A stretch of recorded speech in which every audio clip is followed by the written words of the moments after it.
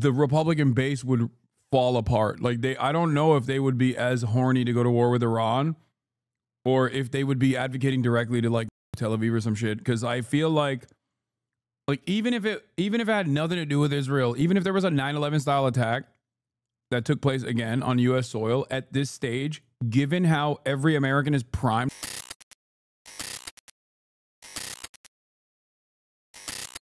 At this hour, the G7 summit is officially underway in Canada, and U.S. President Donald Trump and Canadian Prime Minister Mark Carney are now taking part in a bilateral meeting on the sidelines.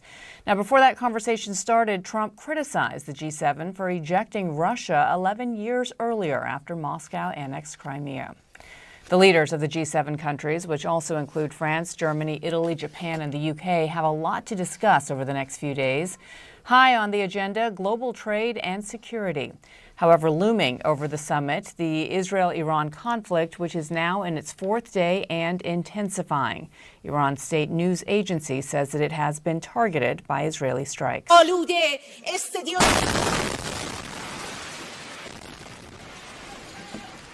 As you just saw there, the attack happened while a live newscast was underway. You saw the news anchor essentially evacuate the studio very quickly. Earlier, Israeli Prime Minister Benjamin Netanyahu urged Iranians to evacuate the capital as the death toll on both sides continues to grow. Iranian officials say that at least 224 people, most of them civilians, have been since Israel launched a wave of airstrikes on Iranian nuclear and... Yeah, last night it was Emily Schrader or whatever. One of those dumbass Hasbarists was talking about how Israel should strike the national broadcaster of Iran. And then less than 24 hours after that demand on Twitter, Israel actually did strike the national broadcaster of Iran, which is so insane. Like, it blows my mind. Every single day, there is a new form of depravity where it's like getting your strike priorities, getting your targets from like Twitter users is so psychotic. But then again, yeah, it reminds me of what Barry Weiss did when she called for the assassination of Refat al-Ra'ad, and then it literally happened. Title Zionist propagandist Emily Schrader gloats about having put a target on Iranian journalists and having enacted it. She herself claims to be a journalist, so Iran, you know what to do. Follow her own standard.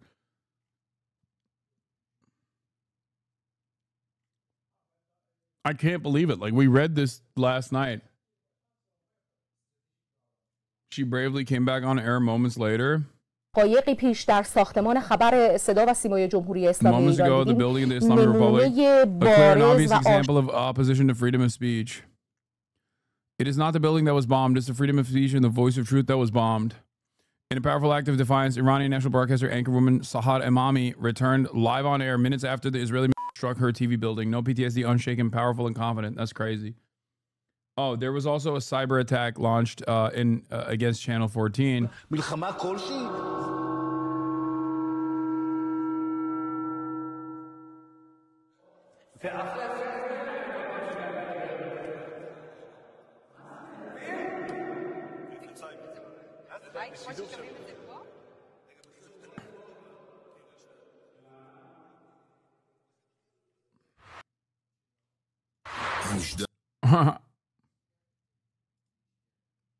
What is that response, dude? And military targets. Israel says at least 24 people have been by Iranian missiles that penetrated its Iron Dome defense shield. Elena Treen is in Washington, but first let's go to Nick Payton-Walsh, who joins us from London. And Nick, walk our viewers through what we just saw happening on Iranian state television there as these two sides have increased the salvos against each other. Some reports suggesting that Iran is desperately looking for an off-ramp. Where do things stand? Yeah, I mean, it's extraordinary to see the state broadcaster hit like that. Iranian officials suggesting this indeed was what it appears to be, which is an Israeli strike on that particular building, interrupting it, or interrupting certainly its journey. I'm an Israeli. Israeli media is censoring the strike so bad they try to hide the destruction and death that we Israelis have never seen, so that we wouldn't go against this war with Iran. There are like 20 plus civilian deaths in a few days. In regular times, that would be spoken about for way more airtime. By the way, the two last Iranian attacks were small, less than 10 rockets, judging by the booms. Yeah, I think there is more coming.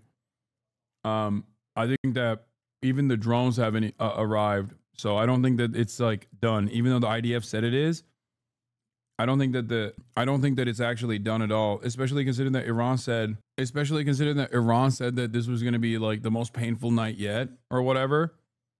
I don't really get why Iran is talking tough for years, but when it's going down, they try to avoid the confrontation. I mean, why tough talk then? What do you mean? They don't want the smoke.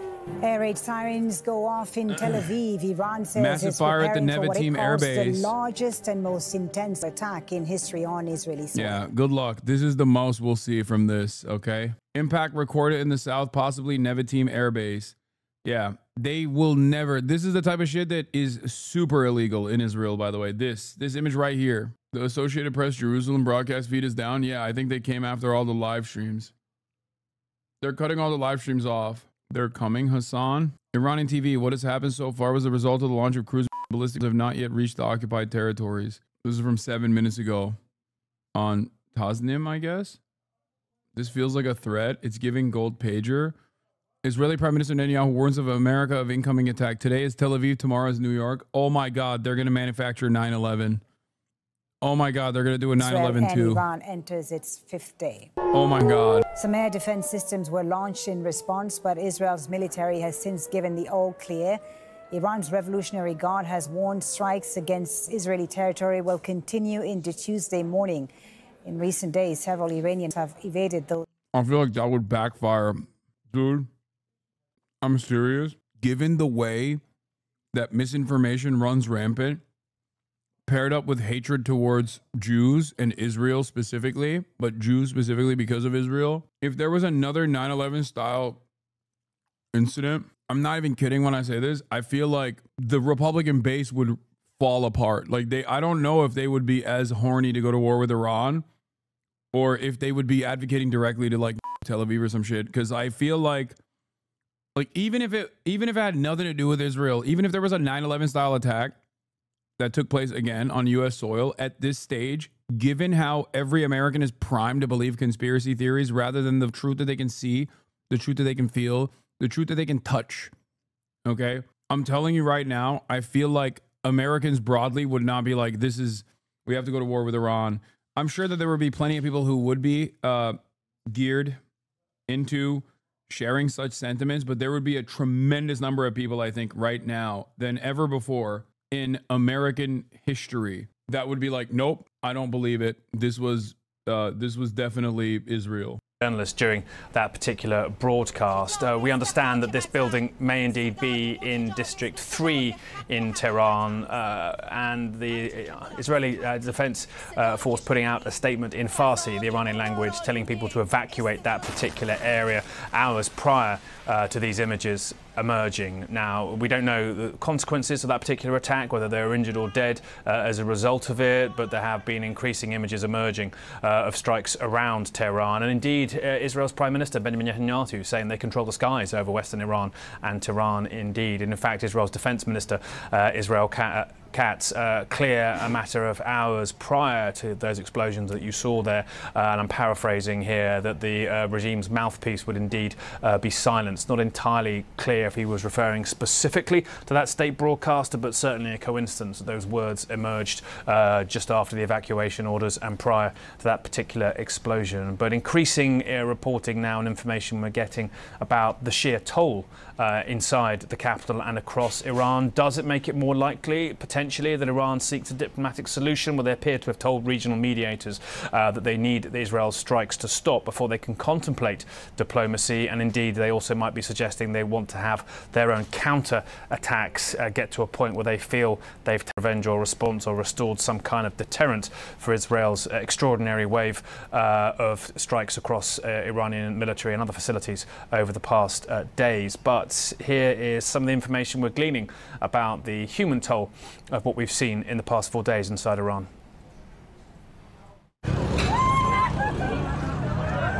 Screams echo across the ordinary streets of Tehran. The horrors in Iran are harder to find video of, but it's hard to watch when you do. A deputy foreign minister posting this damage to his ministry. Several civilians injured, he said. Israel's defense minister clarified Monday he meant no harm to Tehran's residents when he said earlier the city would burn unless Iran's missiles stop. But many have seen flames already and are fleeing the capital. Nothing like this before in their lifetimes. In the western city of Kermanshah, state media posted images of the intensive care unit of a hospital damaged. The IDF told CNN they were, quote, not aware of any attack that happened on a hospital in Iran, end quote, and it's unclear if anyone was hurt. But numbers Iran's health ministry have given speak of just how wide-scale the Israeli onslaught has been. Over 200 dead, 90% civilians since Friday, they said. But each number its own story. Many from the youth that the West sees as the hope for Iran's post-Ayatollah future. This is Tara Hajmiri, dancing at the dentist, killed alongside her family, said state media. Also, Nilufar Galevand, big in gyms and social media, aged 31, killed alongside her parents. And Pania Abbasi, a poet, aged 23, killed with her parents and brother. Her poem, The Extinguished Star, reads, "You and I will come to an end, somewhere. The most beautiful poem in the world falls quiet." Now, there appear to be images now emerging of the aftermath of what seems to have been a strike on that Iranian state broadcast. I wonder if we can show them to you now. It's CNN London. Like, this is the international news coverage of CNN, which usually is like early in the morning. And it's also like it's earlier in the morning in America. And it's usually way more forgiving of victims of Israeli violence as opposed to like later coverage. But it's, I mean, yeah, even then he just like showcases these people as like a hopeful post-Ayatollah future of Iran. That is the humanization that you're going to get. That's the maximum humanization that you're going to get. Now, but I think in the hours ahead, potentially, given the scale of that evacuation order from District 3, maybe we'll see more images as it appears this tit for tat, the back and forth between Iran and Israel now heads into its 5th day. Right, Nick Payton-Walsh, live for us there. Thank you so much. Elena, let me bring you in because we saw at the top of the bilateral meeting between President Trump and, of course, Canadian Prime Minister Mark Carney, where they literally just sort of touched on what was happening with Iran and Israel right now. One of the things that President Trump said towards the end is that Iran wants to talk because they know that they're not winning this. But he would not answer a question. This is, I think, is key. He would not answer a question about what it would take for the U.S. to become more involved in this war. Just give us your take on that. Yeah, I mean, these are actually questions I should note from our colleague. Guys, I'm not defending the Ayatollah at all. Okay. It would be wonderful for Iran to have democratic leadership, fully functioning secular government. That'd be fantastic. That's actually something that would be also tremendously popular amongst the Iranian population as well. But that cannot come from outside forces. That cannot come from outside forces trying to decapitate the fucking leadership. It certainly cannot come from Israel or the United States of America. That's it. Like, the idea that like these sorts of outside violent interference from the outside forces, ones that have already, through their endless destabilization and coup d'etats, have ruined ruined any attempts at Iranian democracy. Like, This is a country that has already experienced tremendous outside intervention. Their anger and resentment towards their current leadership is a direct consequence of previous incursions of outside intervention. It's so stupid to assume that, like, by and large, every Iranian living in Iran right now is looking at this and going, "Oh, please glass us more." Are there people who have that kind of attitude? I'm sure there are. I was researching Jews in Iran, and I was actually surprised to see that there are about 9,000 Iranian Jews, and they participate in society normally and have a guaranteed minority parliamentary seat. Yeah, nothing about what we're taught about Iran. Oh, for sure, of course. And it's really funny because the Jewish Iranian parliamentarian literally came out and was like, Iran has a right to defend itself.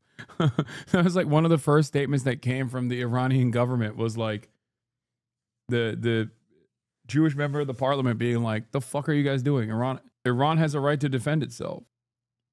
What is this? IOU 44 billion BB? I can't tell what this is. The whole fuck you USA motto Iran has going on. So their people don't get fooled like other Arab nations by thinking America's some type of good guy that will save you one day. I mean, I think Iranians know by and large that America will not save them. Isfahan's Jewish community condemns Israeli strikes, backs Iranian response. The Jewish community in Isfahan condemned the Israeli attacks on Iran, describing it as a brutal act devoid of human decency that led to killing of innocent civilians, among them children. I'm very certain. Please stop sending me fucking Hope Corps shit. Let's infantilize Iran, lol. What? Lemafayal. Let's have the gray Satan overthrow our government. Let's infantilize Iran. What is this infantilization of Iran? They were given a safe voting location and a campaign opportunity to talk to candidates, and it was spun by VOA and the UN as deeply dangerous and discriminatory. But when that happens in the US, it's a good thing. Yeah. The parliament of Iran's Jewish MP, Homayun Sameh, said he supports Iran's right to legitimate self-defense against Israel, urging throughout the past 2 years that Iran must have a strong response to Israeli aggression. Anyway.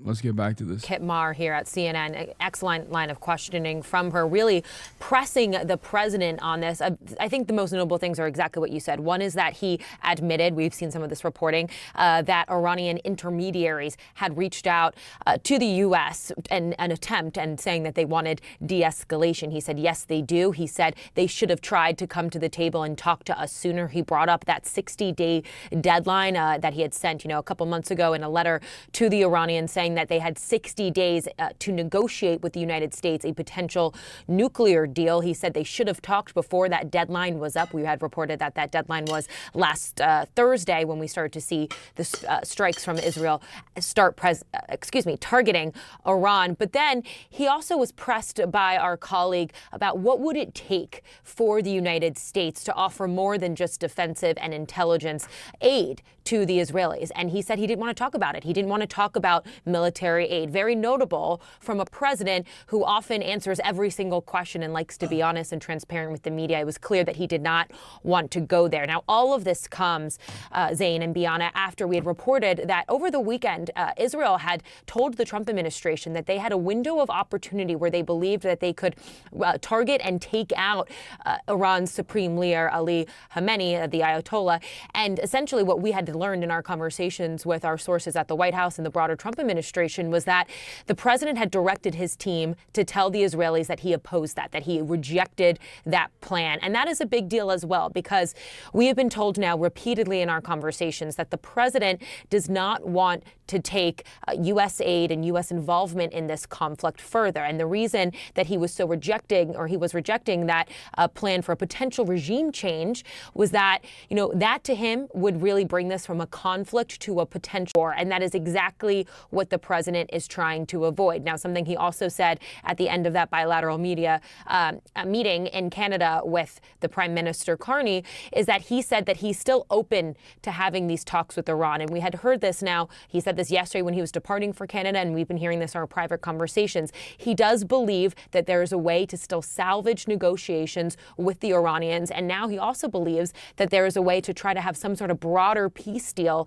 to really be an off-ramp to this war. Now, Nick smartly talked about this, but we've been hearing this as well in our conversations. It's very unclear whether there's actually an appetite for that, just given how much this has escalated in the region now between these two countries with these tit-for-tat strikes on the other countries. And so it's in a very precarious situation right now. I think what's really clear is that the president does not want the U.S. to be directly involved in anything more than trying to help the Israelis intercept some of these missiles coming from Iran and helping with intelligence, because he believes once they do that, this all changes. We could perhaps see Iranians try to target U.S. bases. These are all conversations that are going on behind closed doors. But again, it's very early on right now, and we haven't had any indication that any of those talks that the president says he's open to have actually begun. Right, Elena Train, live for us there. Thank you so much. Appreciate it. Iranian state TV has been hit by an Israeli strike in the last few hours. Dramatic pictures. It caused the channel to go off air altogether. And in the last half hour, Iran has condemned that attack as a war crime. It came shortly after Israel issued an evacuation order for a large part of the Iranian capital, Tehran, saying it had plans to strike military infrastructure that would endanger the life of civilians in the area. It is the fourth day now of missile strikes between the two countries, which started early on Friday when Israel launched a series of surprise attacks targeting nuclear sites and killing Iran's most senior military commanders. Now, Iran restricts access to the country for journalists, but BBC Verify has been using satellite imagery to confirm those attacks on both nuclear and military sites. So here are some of the locations where strikes have been carried out just in the last few days. This is a missile base in Big Haneh. Compared with an older image, this satellite image taken yesterday clearly shows damage to the roof. And Isfahan is one of Iran's key nuclear sites. It was confirmed over the weekend that 4 critical buildings at this site were damaged, including the uranium conversion facility. On this satellite image, you can now see visible damage to the buildings there. Well, the BBC is not allowed to broadcast from inside Iran, but our colleagues at BBC Persian have been keeping across the situation. Farham Gobadi has this report. Iranian state TV came under attack during its live coverage. This tiny hope core. Dude, I've seen it, man. I've seen it. Stop sending it to me. Okay? You've been sending me this nonstop. I love you, chatter, but please stop spamming the same fucking video over and over again. Israeli strike kills 3 Iranian Red Crescent workers. An Israeli... of course. An Israeli missile strike killed 3 Iranian Red Crescent workers while they were aiding the wounded in Tehran district. The organization said in a statement, this incident is not only a crime against international humanitarian law, but also a blatant attack on humanity and morality. Oh my God, brother. Israel literally cannot help itself. Like, it has to fucking shoot at kindergartens. It has to shoot at hospitals. It has to constantly fucking kill. Kodor! Thank you for the 50 bones. God damn. It's wild to me that no matter what the fuck happens, Israel still finds a way to kill children and also healthcare workers, dude. How, like, what the fuck? I don't understand it. They have to do double taps.